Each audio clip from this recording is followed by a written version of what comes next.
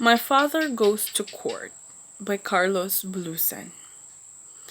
When she was 4 years old, she lived with her mother and her brothers and sisters in a small town in the island of Luzon. The father was a farmer, and the farm has been destroyed by a 1918 sudden flood in the Philippines. So several years afterwards, they all live in a town, though they preferred in the country.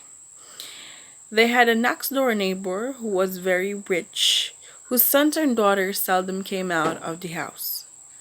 The boys and the girls played and sung in the sun, and his children stayed inside and kept the windows closed. His house was so tall, and all his children could look in the window for the house and watch they played or slept or ate when there was any food in the house to eat.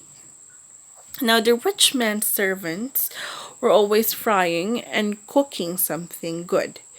The aroma of the food was wafted down to them.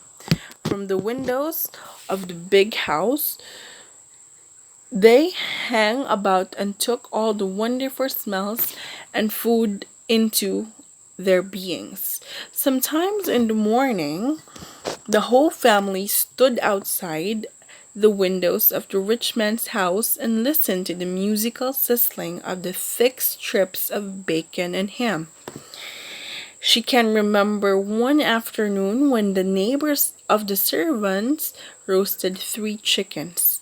The chickens were young and tender, and the fat that dripped into the burning coals gave off the enchanting odor. They watched the servants turn the beautiful birds and inhaled the heavenly spirit that drifted out to them. Some days the rich man appeared at the window and glowered down to them. He looked at one of them one by one as though he were condemning them. They were all healthy because they went out in the sun and bathed in the cool water of the river that flowed from the mountains into the sea. Sometimes they wrestled with one another in the house before they went to play. They were always the best of spirits, and the laughter was contagious. Other neighbors who passed the house often stopped in the yard and joined the laughter. As time went on, the rich man's children became thin and anemic, while they grew more robust and full of life. The faces were bright and rosy, but theirs were pale and sad. The rich man started to cough at night. Then he coughed day and night. His wife began coughing too. Then the children started to cough, one after the other. At night, their coughing sudden, like the barking of herd of seals. They hung outside their windows and listened to them. They wondered what happened. They knew that they were not sick from the lack of nourishment because they were still always frying something delicious to eat. One day the rich man appeared the window and stood there a long time. He looked at my sisters who had grown fat and laughing. Then my brothers, whose arms and legs are like the molave, which is the sturdiest tree in the Philippines. He banged down to the window and ran through his house, shutting all the windows. From that day on, the windows of the neighbor's house were always closed. The children did not come out anymore. We, days, could still hear the servants cooking in the kitchen, and no matter how tight the windows were shut, the aroma of the food came down to them in the wind and drifted gracefully into the house. One morning, the policeman from Presidencia came out to the house with a sealed paper. The rich man had filed a complaint against them. Father took the father took her with him when he went down clerk and asked him what it is about. He told the father the man claimed that for years they have been stealing the spirit of his wealth and food. When the day came for them to go to court, father brushed his old army uniform and borrowed a pair of shoes from one of the brothers. They were the first to arrive. Father sat on a chair in the center of the courtroom, mother occupied a chair by the door, and the children sat on a long bench by the wall. Father kept jumping from his chair and stabbing the air with his arms as though they were defending himself before the imaginary jury. The rich man arrived. He had grown old and feeble. His face was scarred in deep lines.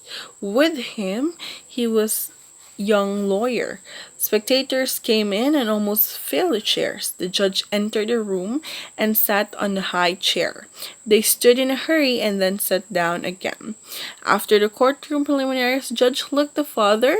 Do you have a lawyer? He asked. I don't need any lawyer, Judge, he said.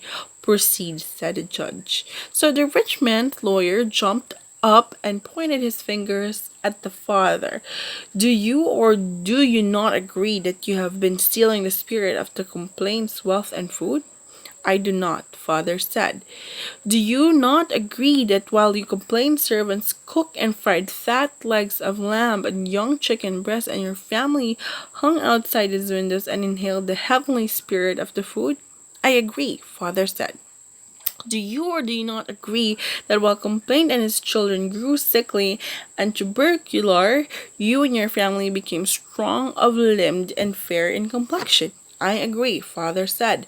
How do you account for that? Father got up and paced around, scratching his head thoughtfully. He said, I would like to see the children of complaint, Judge. Bring in the children of the complaint. They came in shyly.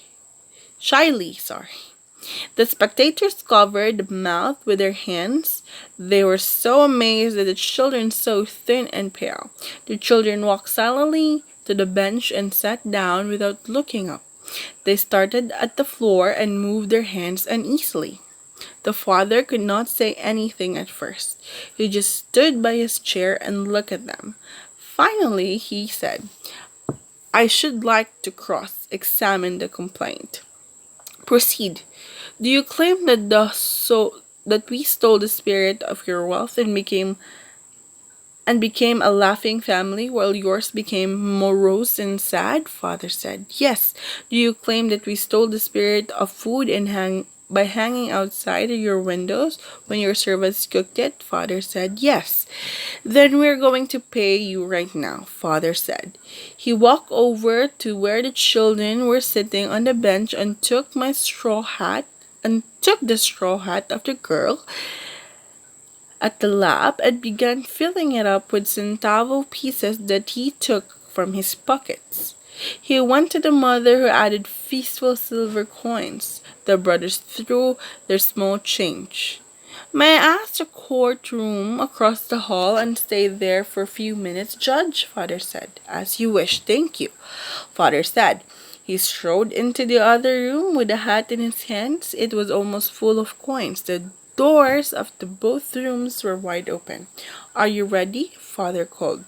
Proceed, the judge said. The sweet tinkle of the coins carried beautifully in the courtroom. The spectators turned their faces toward the sound with wonder. Father came back and stood before the complaint. Did you hear it? He asked. Hear what? The man asked. The spirit of the money I shook this hat, he asked. Yes. Then you are paid, father said. The rich man opened his mouth and spoke and fell to the floor without the sound. The lawyer rushed to his aid. The judge pounded his gavel. Case dismissed, he said. The father strutted around the courtroom.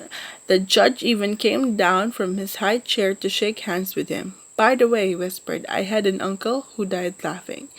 You like to hear my family laugh, Judge? Father asked. Why not? Did you hear the children? Father said. The sisters started it. The rest has followed them soon, and the spectators were laughing with them, holding their bellies and bending over the chairs, and the laughter of the judge was the loudest of all. And that is the story of My Father Goes to Court by Carlos Bulusan. Thank you.